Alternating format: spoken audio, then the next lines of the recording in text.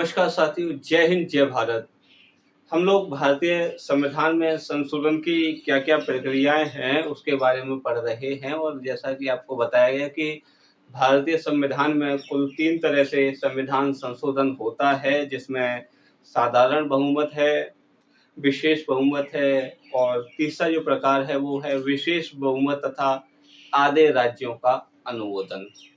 यहाँ से परीक्षाओं में क्या-क्या प्रश्न पूछे जाते हैं, वो चीज़ें आपको बताई थी। इसके बाद और आज हम जो चर्चा करने वाले हैं, वो ये देखेंगे कि साधारण बहुमत से संविधान में किन-किन प्रावधानों के अंतर्गत संविधान संशोधन होता है। उसके बाद हम देखेंगे कि विशेष बहुमत के अंतर्गत किन-किन प्रावधानों में संशोधन होता है और उसके बाद हम देख रहे होंगे कि किस तरह कुछ ऐसे संविधान संशोधन होते हैं, कुछ ऐसे परिवर्तन संविधान में किए जाते हैं, जिसके लिए विशेष बहुमत तथा आधे राज्यों का अनुमोदन प्राप्त करना होता है। उसके बाद जो भी इनके बारे में महत्वपूर्ण चीज़ें रहेंगी, उसके बारे में आज हम चर्चा करने वाले हैं। तो आइए देखते हैं कि साधारण बहुमत को लेकर के क्या-क्या प्रावधान हैं और इससे संविधान में हम कहाँ-कहाँ संविधान संशोधन कर सकते हैं। दूसरा हम देखेंगे साधारण बहुमत को लेकर के परीक्षाओं में क्या प्रश्न पूछे जाते हैं।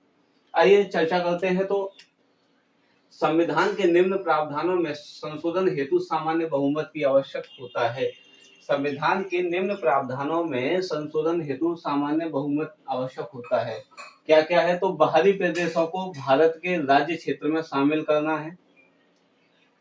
बाहरी प्रदेशों को भारत के राज्य क्षेत्र में शामिल करना हो तो हम सामान्य बहुमत करेंगे। सामान्य बहुमत के आधार पर अथवा कह सकते हैं कि सामान्य संविधान संशोधन करेंगे। क्लियर? सामान्य बहुमत से संविधान संशोधन करेंगे। दूसरा है नए राज्यों का गठन करना है। तीसरा राज्यों में सीमा में परिवर्तन करना, राज्यों की सीमा में परिवर्तन करना चाहते हैं, राज्य के नाम में परिवर्तन करना चाहते हैं, विधान परिषद का गठन करना है, विधान परिषद को समाप्त करना है, संघ शासित प्रदेशों का प्रशासन है। ये कुल देखें कि 7 ऐसे प्रावधान हैं जिसके लिए साधारण बहुमत के द्वारा संविधान संशोधन किया जाता है। ये कुल 7 ऐसे प्रावधान हैं जिनमें संविधान में संशोधन करना तो हमें साधारण बहुमत की आवश्यकता होती है। एक बार फिर देख लेते हैं। बाहरी प्रदेशों को भारत के राज्य क्षेत्र में शामिल करना, नए राज्य का गठन करना, राज्य की सीमा में परिवर्तन करना, राज्य के नाम में परिवर्तन करना, विधान परिषद का गठन करना, विधान परिषद को समाप्त करना, संघ शासित प्रदेशों का प्रशासन। ये कुल 7 ऐसे संविधान में संशोधन योग्य प्रावधान हैं जिनके लिए साधारण बहुमत की आवश्यकता होती है। अब देखना, यहाँ से एक प्रश्न बड़ा घुमा करके पूछ लिया जाता है इस पॉइंट से।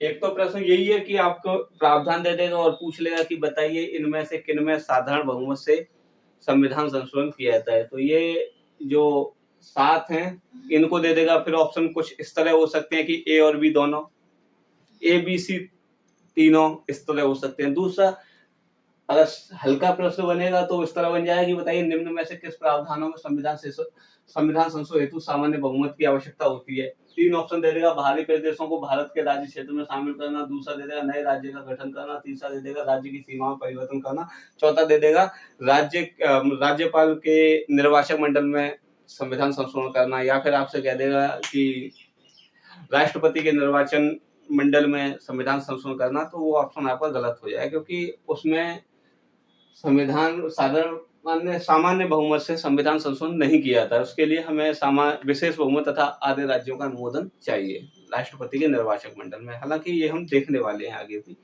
अब यहाँ जो इस तरह प्रश्न हो सकता है। दूसरा, एक बार जो प्रश्न पूछा गया है वो बड़ा अच्छा प्रश्न बनाया गया और प्रश्न ये था कि निम्न में से किसे समाप्त किया जा सकता है।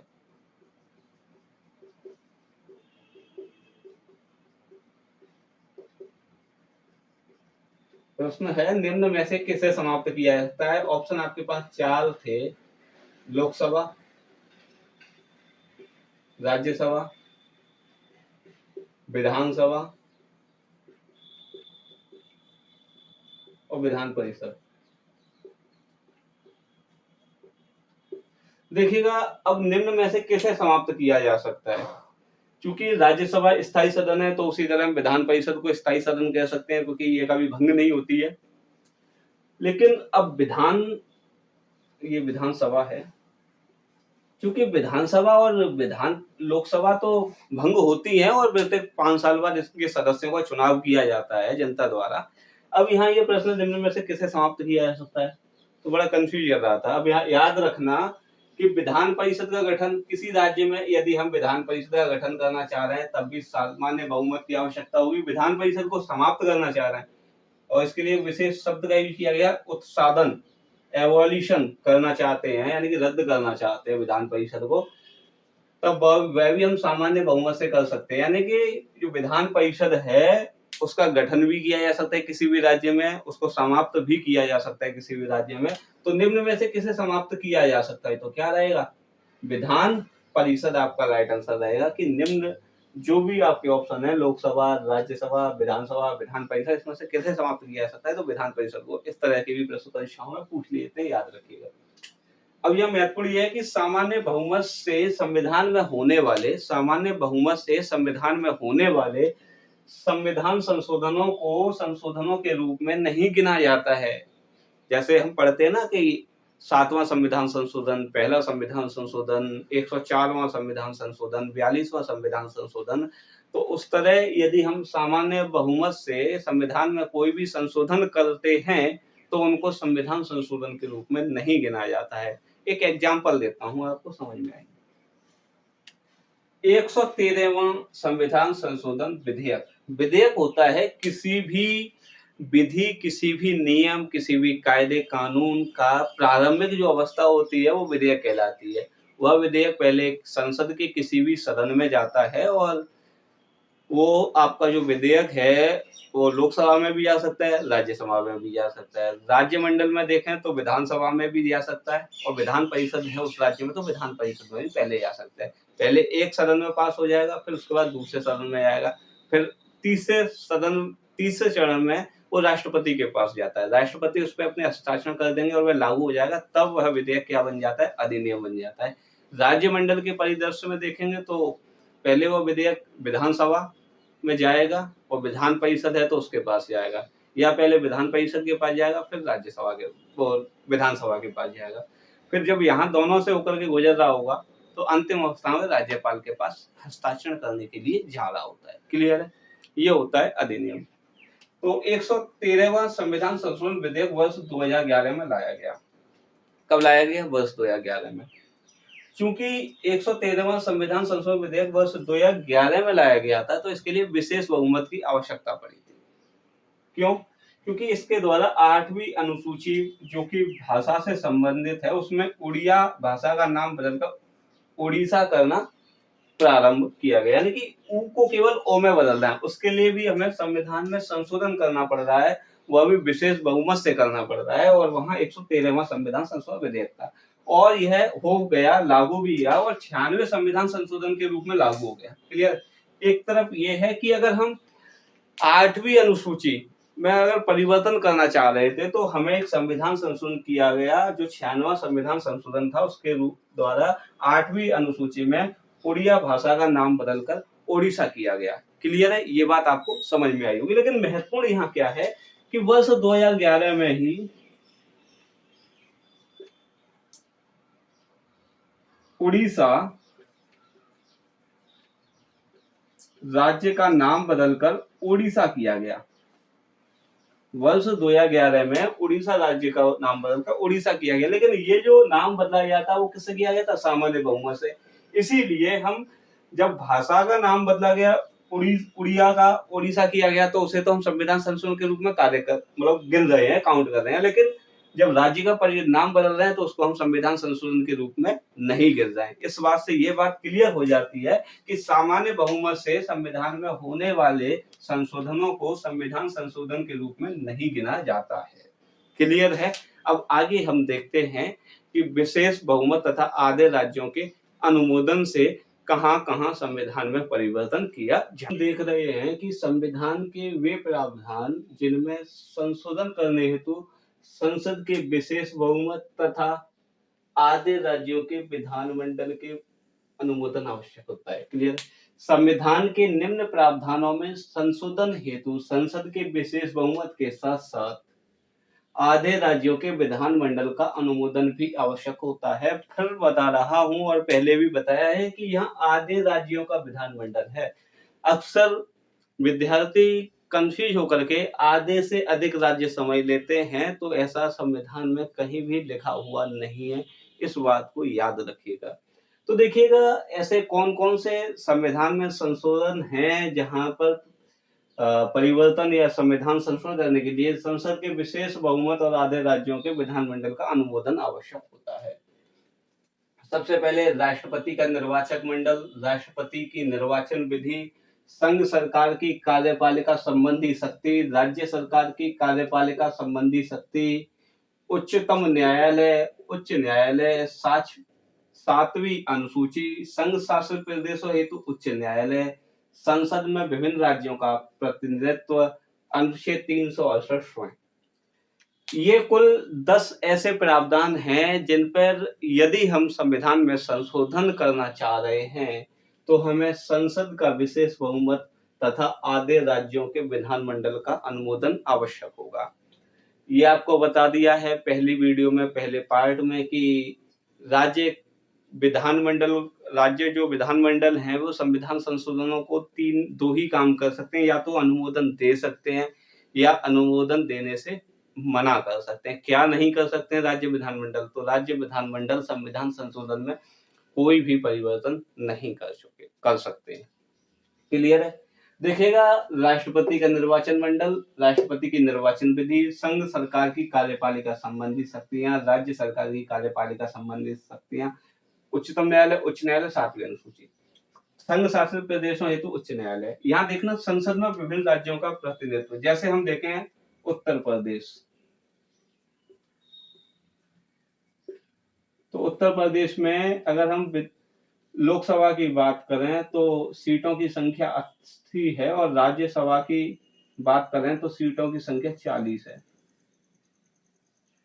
तो अगर हम किसी भी राज्य में लोकसभा और राज्यसभा की सीटों की संख्या में कोई भी परिवर्तन करना चाह रहे हैं तो हमें क्या करना होगा कि संसद के विशेष बहुमत तथा आधे राज्यों के विधानमंडल का अनुमोदन पाकर ही हम संसद की सीटों में परिवर्तन कर सकते हैं।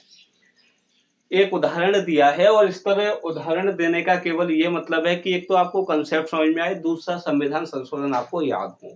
पहले दिया था 113वें संविधान संशोधन विधेयक का, जो 96वें संविधान संशोधन के रूप में लागू हुआ, जिसमें 8वीं अनुसूची में परिवर्तन किया गया था तथा उड़िया भाषा का नाम उड़ीसा किया गया। क्लियर है? आज हम देखते हैं 70वें संविधान संशोधन द्वारा। देखिएगा 1992 में 70वां संविधान संशोधन किया गया, जिसमें दिल्ली व पुडुचेरी दो मात्र ऐसे केंद्र शासित प्रदेश हैं, संघ शासित प्रदेश हैं जहां पर विधानसभाएं होती हैं। तो ये क्या, ये राष्ट्रपति के चुनाव में भाग लेंगी?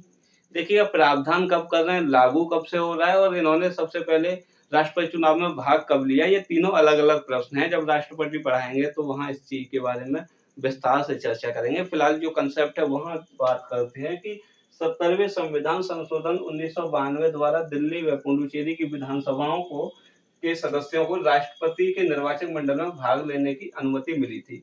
क्योंकि इसमें क्या था कि राष्ट्रपति के निर्वाचक मंडल में हम परिवर्तन कर रहे थे और वो परिवर्तन ये था राष्ट्रपति के निर्वाचक मंडल में कि यहाँ पर दो विधानसभाएं, एक तो दिल्ली की और एक पुडुचेरी की विधानसभाओं के सदस्यों को राष्ट्रपति के चुनाव में वोट करने का अधिकार मिल रहा था, अर्थात राष्ट्रपति के निर्वाचक मंडल में परिवर्तन हो रहा था। इसके लिए हमने एक तो संसद में विशेष बहुमत और आधे राज्यों के विधानमंडल से अनुमोदन लेकर के इस प्रस्ताव को हमने, इस संविधान संशोधन को स्वीकार किया। क्लियर है? दूसरी बात यही देख लेते हैं कि भाई एक साधारण बहुमत से परिवर्तन हुआ था। वो हुआ था कि वर्ष 1992 में ही दिल्ली का नाम बदलकर राष्ट्रीय राजधानी क्षेत्र दिल्ली किया गया था। वर्ष 1992 प्रश्न पूछ लिया था कि दिल्ली का नाम बदलकर राष्ट्रीय राजधानी क्षेत्र कब किया गया, तो वर्ष 1992 में ही किया गया। लेकिन उस नाम को जब बदला गया तो हम उसे संविधान संशोधन में नहीं गिनते हैं। उसका एकमात्र कारण ये है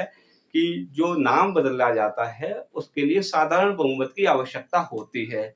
जिस तरह से वर्ष 2011 में ओडिशा का नाम बदल करके ओडिशा किया गया, उड़ीसा का नाम बदल करके ओडिशा किया गया था, तो वैसे ही दिल्ली का नाम बदलकर राष्ट्रीय राजधानी क्षेत्र दिल्ली किया गया था वर्ष 1992 में, और उड़ीसा का जो नाम बदला गया था वो वर्ष 2011 में बदला गया था। और राज्यों के नाम परिवर्तन करना हो तो हमें साधारण बहुमत की आवश्यकता होती है। जस्ट 2 मिनट पहले इस बात को बताया है। अब हम देखेंगे कि संविधान सभा के कौन से सदस्य थे जिनका संविधान में संशोधन को लेकर के बिल्कुल अलग ही नजरिया था। तो आइए देखते हैं। आइए अब हम देखते हैं संविधान में संशोधन करने हेतु क्या-क्या विशेष महत्वपूर्ण तथ्य हो सकते हैं, जहां से परीक्षाओं में प्रश्न पूछे जाते हैं।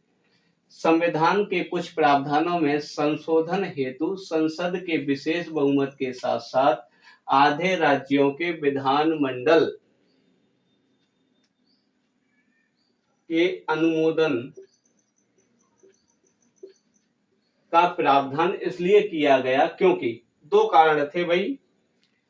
जो वैसे हम देखो साधारण बहुमत से कर रहे हैं, वहां संसद ही कर रही है, उसके बाद विशेष बहुमत से संसद कर ले रही है। तीसरा जो टाइप था संविधान में संशोधन करने का, जिसमें था आपका तीसरे टाइप में विशेष बहुमत तथा आधे राज्यों का अनुमोदन।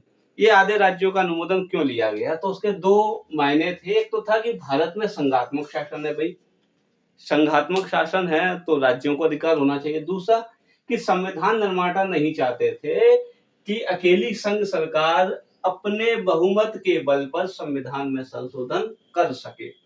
ये महत्वपूर्ण है, जो अक्सर डिटेल में कंसेप्ट वाले प्रश्न पूछे जाते हैं तो परीक्षार्थी या विद्यार्थी इन प्रश्नों का उत्तर नहीं दे पाता है। तो याद रखिएगा कि संविधान के कुछ प्रावधानों में संशोधन हेतु संसद के विशेष बहुमत के साथ-साथ आधे राज्यों के विधानमंडल के अनुमोदन का प्रावधान इसलिए किया गया क्योंकि भारत में संघ शासन व्यवस्था कथन और कारण में आ सकता है। दूसरा, संविधान निर्माता नहीं चाहते थे कि अकेली संघ सरकार अपने बहुमत के बल पर संविधान में संशोधन कर सके। लेकिन इसी के साथ जो दूसरा पॉइंट है वो बहुत ज्यादा महत्वपूर्ण है, बी नंबर का, कि संविधान सभा के एक सदस्य थे ब्रजेश्वर प्रसाद। याद रखिएगा, संविधान सभा के सदस्य थे ब्रजेश्वर प्रसाद ने यह प्रस्ताव रखा था कि संविधान के संशोधन के संदर्भ में राज्य विधानमंडल की कोई भूमिका नहीं होनी चाहिए। याद रखना इस बात को भी। अक्सर प्रश्न पूछ लिया गया ना कि बताइए निम्नलिखित के संदर्भ में कौन सा सही नहीं है। संविधान मतलब संविधान संशोधन के संदर्भ में निम्नलिखित में से कौन कथन सही नहीं है, तो होने वाला प्रश्न नहीं है ये। तो याद रखिएगा कि संविधान सभा के सदस्य ब्रजेश्वर प्रसाद ने यह प्रस्ताव रखा था कि संविधान संशोधन के संदर्भ में राज्य विधानमंडल की कोई भूमिका नहीं होनी चाहिए। प्रश्न मैं आपसे दे रहा हूं, संविधान में संशोधन के संदर्भ में निम्नलिखित में से कौन कथन सही नहीं है। पहला हो जाएगा कि संविधान में संशोधन 3 प्रकार से किए जाते हैं: साधारण बहुमत, विशेष बहुमत तथा आधे राज्यों का अनुमोदन। दूसरा प्रश्न हो जाएगा कि संविधान में संशोधन करने के लिए अनुच्छेद 368 के तहत 2 प्रावधानों का उल्लेख है। एक हो जाएगा आपका ऑप्शन, इसमें आपका एक ऑप्शन हो जाएगा विशेष बहुमत, दूसरा दे देगा वो बी करके कि विशेष बहुमत तथा आधे से अधिक राज्यों का अनुमोदन। तीसरा दे देगा कि संविधान सभा के सदस्य ब्रजेश्वर प्रसाद ने यह प्रस्ताव रखा था कि संविधान के संशोधन के संदर्भ में राज्य विधानमंडल की कोई भूमिका नहीं होनी चाहिए। इनमें से कोई नहीं, तो आपका आंसर क्या रहेगा इसमें? आपका इसमें आंसर बी रहने वाला है, क्योंकि पहला जो ऑप्शन दिया था मैंने वो ये दिया था कि संविधान में 3 तरह से संविधान संशोधन हो सकता है: साधारण बहुमत, विशेष बहुमत तथा आधे राज्यों का अनुमोदन। दूसरा था कि अनुच्छेद 368 के तहत 2 प्रक्रियाओं से संविधान में संशोधन हो सकता है। ये बात तो सही है, 2 हैं, विशेष बहुमत तथा विशेष बहुमत और आधे राज्यों का अनुमोदन। मैंने वहां कर दिया था आधे से अधिक राज्यों का अनुमोदन। तो इस तरह से प्रश्न परीक्षाओं में घुमा सकते हैं, याद रखिएगा। फिर देख लेते हैं कि संविधान सभा के सदस्य ब्रजेश्वर प्रसाद ने यह प्रस्ताव रखा था कि संविधान संशोधन के संदर्भ में राज्य विधानमंडल की कोई भूमिका नहीं होनी चाहिए। दूसरी बात और कह रहे हैं, ब्रजेश्वर प्रसाद ने संविधान संशोधन के संदर्भ में यह भी प्रस्ताव रखा था कि संविधान संशोधन के संदर्भ में यह भी प्रस्ताव रखा था कि वो क्या देखिए यहाँ देख रहे थे, ब्रजेश्वर प्रसाद ने संविधान संशोधन के संदर्भ में यह भी प्रस्ताव रखा था कि संविधान संशोधन के संदर्भ में यदि दोनों सदनों में मतभेद हो, इसका मतलब समझना, दोनों सदनों में मतलब जैसे प्रस्ताव को लोकसभा में रखा गया तो राज्यसभा स्वीकार नहीं कर रही है, और राज्यसभा में रखा गया है तो मतलब लोकसभा स्वीकार नहीं कर रही है। तो ऐसी स्थिति में क्या होगा, संयुक्त बैठक का तो प्रावधान है नहीं। ऐसी स्थिति में दो ही चीजें हैं, मान लो कोई विधेयक लोकसभा में रखा गया और राज्यसभा उस विधेयक को स्वीकार नहीं कर रही है, क्लियर है। लोकसभा में रखा गया है, जब लोकसभा भंग होगी तो विधेयक समाप्त हो जाएगा। राज्यसभा में रखा जाता तो लोकसभा भंग होने के बाद भी राज्यसभा में अस्तित्व में रहता।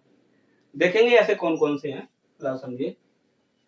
संविधान संशोधन के संदर्भ में यह प्रस्ताव रखा गया था कि संविधान संशोधन के संदर्भ में यदि दोनों सदनों के में मतभेद हो तो जनता की राय जनमत संग्रह किया जाना चाहिए। इनका कहना यह था कि मान लो कि संसद के दो सदन हैं, लोकसभा और राज्यसभा, अगर किसी संविधान संशोधन विधेयक पर मतलब बहस हो रही है या फिर दोनों जो सदन हैं वो डिसाइड नहीं कर पा रहे हैं कि करना है क्या है। मान लो किसी विधेयक को लोकसभा पारित कर रही है तो राज्यसभा नहीं कर रही, राज्यसभा पारित कर रही है तो लोकसभा नहीं कर रही, तो ऐसी स्थिति में क्या करें, क्योंकि संयुक्त बैठक का तो प्रावधान है ही नहीं, उसके बारे में भी बता चुके हैं। तो ऐसे में क्या करना चाहिए कि भाई उस विधेयक को जन्म संग्रह के लिए भेज देना चाहिए और जनता उस पर अपनी राय देगी कि संविधान में संशोधन ये वाला किया जाना चाहिए या नहीं। ऐसा कहना मेरा नहीं था, ब्रजेश्वर प्रसाद का था, क्लियर है।